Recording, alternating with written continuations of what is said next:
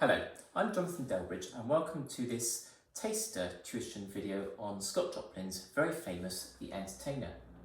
This piece of music was written in 1902 and has become perhaps Scott Joplin's most famous piece of ragtime music, partly due to its use in the film The Sting in the 70s.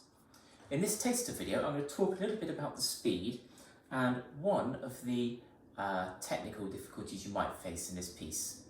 You can purchase the whole video for going into the piece in a lot more depth, talking about the interpretation and technical challenges later in the piece, and you could do that by following the link in the description below. So let's talk a little bit about the tempo, and you will often hear this piece played rather quickly.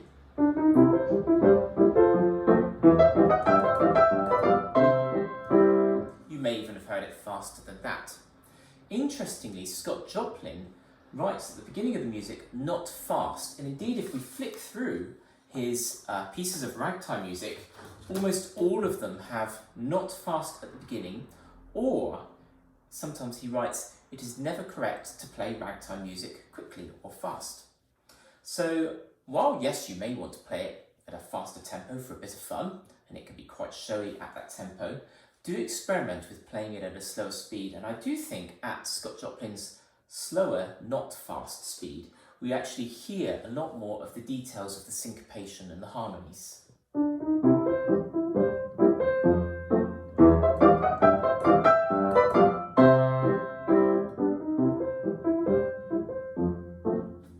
So I would encourage you to experiment, certainly, with trying it at that tempo, which perhaps is closer to what Scott Joplin might have intended. The other thing I want to discuss in this short introduction tuition video is one of the technical challenges in the piece, and that is these octave sections, but they also have notes in between as well. And they can be quite tricky. The moment we start to stretch the fingers apart like that, the hand can easily tense up, and that is going to mean by the time we get part way through the piece, the hand's going to be aching, but also it doesn't help with getting around those notes. So I would practice them very slowly and just focus on keeping it really relaxed. And you can see I'm allowing that wrist to be free and the arm to be free. You could also practice very small segments of that section up to speed. So what I mean by that is perhaps just two notes, and the next two, just to get used to the distances and moving those really short distances quicker.